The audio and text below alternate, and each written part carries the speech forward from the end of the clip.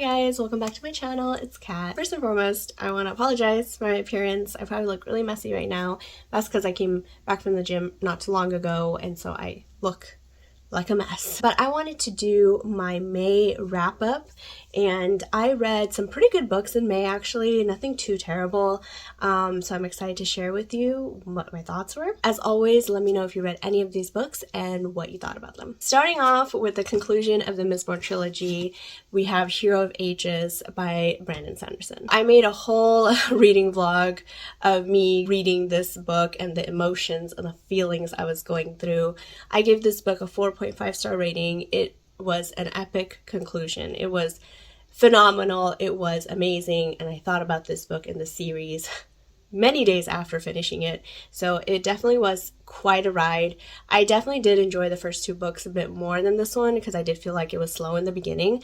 But nonetheless, once we got to the 400, 500 page mark, oh my goodness, I could not put this book down. It was so good. I'm sad that this trilogy has ended, but I am excited to continue on with this whole series, and then eventually I'll start Mistborn Era 2. After that, I read Dark Matter by Blake Crouch. Dark Matter is my first book by Blake Crouch, and basically it's like a sci-fi mystery thriller. Basically it's about the main character Jason, who is a very well-known scientist, and he was on the track of becoming a very successful scientist, but he gave it all up once he found out he was going to become a father, and he decided to focus on his family instead.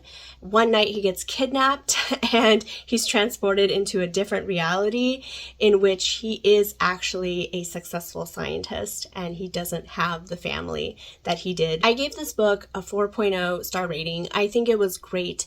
I don't think it really lived up to the hype that I had for it, but I do think that it was a solid read, and I am excited to read more by Blake Crouch. Here are my pros. I enjoyed the writing style. It's actually very unique. It has single sentence breaks, so it's not written in large chunky paragraphs, and I kind of like it because it really gives that fast accelerated speed of this book. When you're reading it, it's very fast paced, and it really does give that feeling of a thriller book. So I do like the single sentence breaks because it just makes it feel like the book and the story is progressing at a pretty quick pace. The plot twists were pretty interesting. Some were a little predictable, but still very intriguing. I was a little disappointed with the ending, but nonetheless, this book took me in directions that I was not expecting. This story is written from Jason's point of view, and I did enjoy being in Jason's head.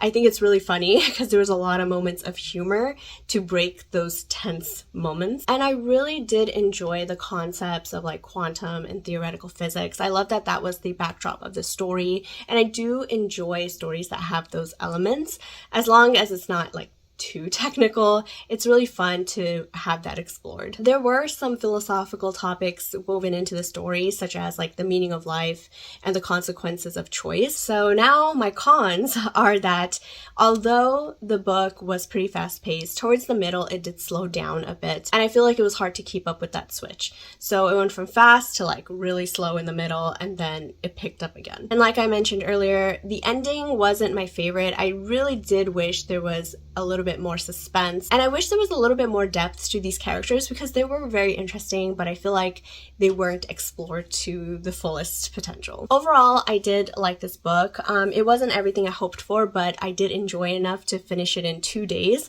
Also, it is a bit of a shorter read, and I do feel like if you enjoy multiverse theory and theoretical concepts, then you will probably enjoy this book a lot. So after that, I dived right back into Brandon Sanderson's world, and I read 2 of the Mistborn novellas in his Arcanum Unbounded, which is a collection of his short stories in the Cosmere world. I read The 11th Metal, which is read before the first Mistborn book, and Secret History, which is read after the third Mistborn book. 11th Metal, I gave that a 3-star rating. It explored Kelsier's background and his training, and just kind of the beginning of his thirst for vengeance against the nobility. It was an interesting and nice backstory to learn of Kelsier's, but I do feel like it was slow, and I found myself skimming a lot of it. Secret History, I gave it a 4.5-star rating. I won't mention too much about Secret History only because there's a lot of spoilers, but it was interesting to see the behind the scenes stuff that was going on during the first 3 books. So you get a behind the scenes look of other characters and what they were doing when the events of the first 3 books were happening. So that was really interesting. It was nice to revisit some characters. It felt very wholesome, and the ending made me cry. Like, the ending of Secret History was so wholesome, and oh my goodness, it was just like the perfect ending. So I highly recommend, if you finish Hero of Ages, to read Secret History, because I feel like it just ties things beautifully. Not only that, but that ending just feels good. Like, it was a really good ending. Then the last book I read in May is Spark of the Everflame by Penn Cole. Spark of the Everflame is book 1 in the Kindred's Curse saga, and Penn Cole is an indie author, and this is her debut book. This is a romance fantasy book. I gave this book a 3.5-star rating. Spark of the Everflame follows Diane Bellator, who is a healer, and she lives in a world where there are descendants and there are mortals. So the descendants come from a line of gods called the Kindred, and mortals are mortals. And basically the descendants rule over the mortals and mistreat them and whatnot. And DM grew up hating the descendants. One night, her mother disappears, and she is thrown into a world of chaos where secrets are ever present. She is also introduced to Prince Luther, who is a descendant of the ruling kingdom, and no matter how much she hates him or tries to hate him because he's a descendant, she cannot seem to resist him, and he cannot seem to resist her either. I'll go over the pros and cons of this book too. The pro being the writing style. I do really enjoy Penn Cole's writing style. I feel like it is very descriptive, and I feel like a lot of the emotions that she describes of these characters, I can really feel what the characters are going through, like I am in their shoes. So I like the way she describes things. Sometimes I do feel like it's a little bit on the cusp of flowery purple prose writing, which I'm not a fan of. I do not like purple prose writing, but it doesn't cross that line. She doesn't cross into purple prose territory. So her writing is pretty descriptive. I do like the overarching plot, and I do like the little subplots that are going on too. It doesn't make it a fast-paced read, and it does keep the book moving. The characters in the book, they are okay, but I do feel like this first book is a setup and a foundation for the development that's going to happen in the later books. I do hear book 2 and 3 are so much better, like infinitely times better. So I am looking forward to eventually reading book 2, but I do hear that that's kind of when the development of the characters happen more. So cons, and I do hear this con very often, and that is DM's terrible decision making. DM's decisions were very nonsensical. She is a very rash decision maker, but she admits this to herself too. I'm thinking as book 2 and 3 progress, so will her character develop more, and she'll become more of a better decision maker because she'll actually think before she acts.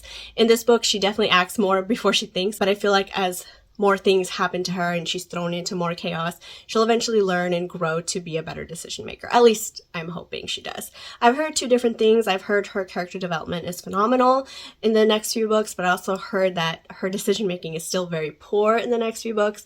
So we'll see. Another con is, at least for me, is her chemistry with Prince Luther. Oh my god, every time I read Luther, I just think of Lex Luthor. So I always imagine like a bald character, but he's not bald, he has hair. I just feel like this is supposed to be enemies to lovers, but I feel like there's just so much more lovers in this book than enemies, because their connection is just so instant. There's like a lot of sexual tension there. So I just feel like I don't know where the enemies part is. Maybe it'll come in the other books. I don't know. Right now it just feels very like lovers, at least in that direction. There is that theory that they might be potential mates. If that's the case, then it makes sense. However, I do feel like it's just not enemies enough for me. Like when I think of enemies to lovers, I think enemies, like they hate each other. Like they have no sexual tension. There's no chemistry. There's nothing. Like they hate each other. I don't see that. But maybe it'll come later. I also did feel like there was a lot of info dumping going on, but I do understand the author is trying to build the world in this first book, so hopefully it develops more in the later books. I also don't understand why DM needs to be angry all the time. Like, I do understand that there is this voice in her head that keeps telling her to fight, but she always just seems angry, and she is a little too snarky for my liking personally, but I don't know, maybe it'll change in the next books, but yeah, she's just this ball of fury. Like, she's angry at everything. And rightfully so. There's a lot of oppression happening around her, and she's noticing a lot of terrible things the descendants are doing to the mortals. So, of course, she'll be angry, but it just seems a little too dramatic at times. Overall, the book was very intriguing in terms of the mysteries and the secrets. Like, it's intriguing enough for me to want to keep reading more and seeing, like, what is the mystery behind her mother's disappearance? What is DM's origin story? Like, where are we going with this? So I do think it's really good for a debut novel by an indie author. I think that's amazing what Pinnacle has done. And of course, the series is gaining so much traction. Like, so many people are reading it. So I'm trying to like read it all before the hype goes crazy. Okay, so now I'm just gonna quickly go over the books I did not read in May that were on my May TBR. I did not get to Lock and Key by Sarah Dessen, City of Glass by Cassandra Clare. This one really hurts, but Sorta Kaigen by Emma Wang. Feels Like Falling by Christy Whitson Harvey. This one also hurts a little bit, but Daughter of Smoke and Bone by Laini Taylor. And I am currently reading Radio Silence by Alice Oseman. Alrighty guys, that's all I have for today. Again, let me know if you've read any of these books and what your thoughts were, and I will see you guys in the next video. On that, hopefully you guys are having a wonderful day or night, evening, morning, wherever you are, whatever you're doing. Take care of yourself, take care of each other, and I'll see you again. Bye.